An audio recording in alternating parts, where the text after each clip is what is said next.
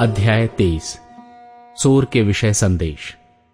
सोर के विषय में भारी वचन। हे तरशीश के जहाजों, हाय हाय करो, क्योंकि वो उजड़ गया। वहां न तो कोई घर और न कोई शरण का स्थान है। ये बात उनको कित्तियों के देश में से प्रकट की गई है। हे समुद्र तीर के रहने वालों, जिनको समुद्र के पार जाने वाले सीदोनी व्यापारियों ने धन से भर दिया है, चुप रहो। शिहोर का अन्न और नील नदी के पास की उपज महासागर के मार्ग से उसको मिलती थी, क्योंकि वो दूसरी जातियों के लिए व्यापार का स्थान था। हे सीदोन, लज्जित हो, क्योंकि समुद्र ने अर्थात समुद्र के दृढ़ स्थान ने ये कहा है, मैंने न तो कभी प्रसव की पीड़ा जानी और न बालक को जन्म दिया और न बेटों को पाला और न बेटियों को पोसा है। जब सोर का समाचार मिस्र में पहुंचे, तब वे सुनकर संकट में पड़ेंगे। हे समुद्र तीर के रहने वालों, हाय हाय करो, पार होकर तरशीश को जाओ।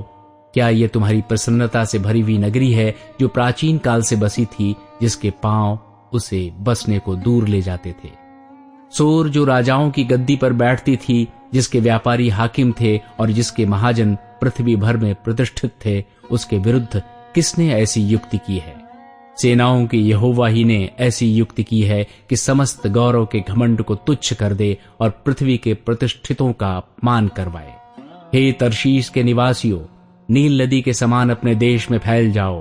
अब कुछ बंधन नहीं रहा। उसने अपना हाथ समुद्र पर बढ़ाकर राज्यों को हिला दिया है। यहोवा ने कनान के दृढ़ किलों को नष्ट करने की आज्ञा दी है और उसने कहा है, हे सीदोन, हे भ्रष्ट की हुई कुमारी, तो फिर प्रसन्न होने की नहीं, उठ, पार होकर कित्तियों के पास जा, परंतु वहां भी तुझे चैन न मिलेगा। कसदियों के देश को देखो, वो जाति अब नहीं रही। अश्शूर ने उस देश को जंगली जंतुओं का स्थान बनाया। उन्होंने मोर्चेबंदी के अपने गुम्मट बनाए और राजभवनों को ढहा दिया और उसको खंडहर कर दिया। हे तरशीश के जहाजों, हाय हाय करो, क्योंकि तुम्हारा दृढ़ स्थान उजड़ गया है।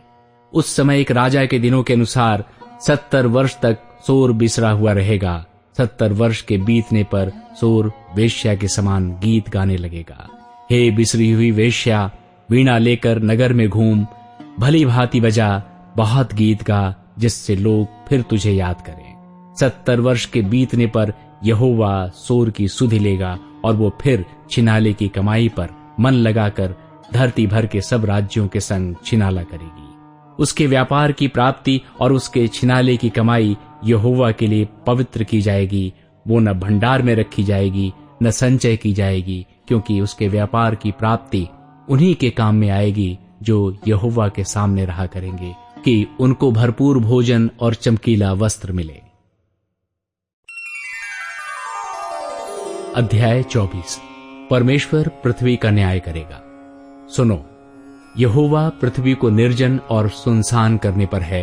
वो उसको उलटकर उसके रहने वालों को तितर बितर करेगा, और जैसी यजमान की वैसी याजक की, जैसी दास की वैसी स्वामी की, जैसी दासी की वैसे स्वामिनी की, जैसी लेने वाली की वैसे बेचने वाली की, जैसी उधार देने वाले की वैसी उधार लेने वाले की, जैसी ब्याज लेने वाले की वैसी ब्याज देने वाले की, सबों की एक ही दशा होगी।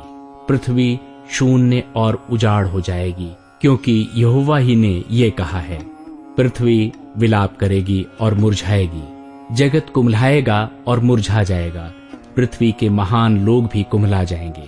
पृथ्वी अपने रहने वालों के कारण अशुद्ध हो गई है, क्योंकि उन्होंने व्यवस्था का उल्लंघन किया और विधि को पलट डाला और सनातन वाचा को तोड़ दिया है। इस कारण पृथ्वी को शाप ग्रसेगा और उसमें रहने वाले दोषी ठहरेंगे, और इसी कारण पृथ्वी के निवासी भस्म होंगे और थोड़े ही मनुष्य रह जाएंगे। नया दाख मधु जाता रहेगा, दाख लता मुरझा जाएगी, और जितने मन में आनंद करते हैं सब लंबी लंबी सांस लेंगे। डफ का सुखदायी शब्द बंद हो जाएगा, प्रसन्न होने वालों का कोलाहल जाता रहेगा, वीणा का सुखदायी शब्द शांत हो जाएगा। वे गाकर फिर दाख मधु न पिएंगे। पीने वाले को मदिरा कड़वी लगेगी। गड़बड़ी मचाने वाले नगरी नष्ट होगी। उसका हर एक घर ऐसा बंद किया जाएगा कि कोई घुस न सकेगा। सड़कों में लोग दाख मधु के लिए चिल्लाएंगे, आनंद मिट जाएगा, देश का सारा हर्ष जाता रहेगा। नगर उजाड़ ही उजाड़ रहेगा और उसके फाटक तोड़कर नष्ट किए जाएंगे, क्योंकि पृथ्वी पर देश देश के लोगों में ऐसा होगा जैसा कि जैतून के झड़ने के समय या दाख तोड़ने के बाद कोई कोई फल रह जाते हैं। वे लोग गला खोलकर जय जयकार करेंगे और यहोवा के महात्म्य को देखकर समुद्र से ललकारेंगे। इस कारण पूर्व में यहोवा की महिमा करो और समुद्र के द्वीपों में इस्राएल के परमेश्वर यहोवा के नाम का गुणानुवाद करो। पृथ्वी की छोर से हमें ऐसे गीत की ध्वनि सुन पड़ती है कि धर्मी की महिमा और बड़ाई हो, परंतु मैंने कहा हाय हाय, मैं नष्ट हो गया, नष्ट, क्योंकि विश्वासघाती विश्वासघात करते वे बड़ा ही विश्वासघात करते हैं। हे पृथ्वी के रहने वालों, भय और गड्ढा और फंदा तुम्हारे लिए है। जो कोई भय के शब्द से भागे वो गड्ढे में गिरेगा, और जो कोई गड्ढे में से निकले वो फंदे में फंसेगा। क्योंकि आकाश के झरोखे खुल जाएंगे और पृथ्वी की नींव डोल उठेगी। पृथ्वी फटकर टुकड़े टुकड़े हो जाएगी। पृथ्वी अत्यंत कंपायमान होगी। वो मतवाले के समान बहुत डगमगाएगी और मचान के समान डोलेगी। वो अपने पाप के बोझ से दबकर गिरेगी और फिर न उठेगी। उस समय ऐसा होगा कि यहोवा आकाश की सेना को आकाश में और पृथ्वी के राजाओं को पृथ्वी पर ही दंड देगा। वे बंदियों के समान गड्ढे में इकट्ठा किए जाएंगे और बंदी गृह में बंद किए जाएंगे, और बहुत दिनों के बाद उनकी सुधि ली जाएगी। तब चंद्रमा संकुचित हो जाएगा और सूर्य लज्जित होगा, क्योंकि सेनाओं का यहोवा सिय्योन पर्वत पर और यरूशलेम में अपनी प्रजा के पुरनियों के सामने प्रताप के साथ राज्य करेगा।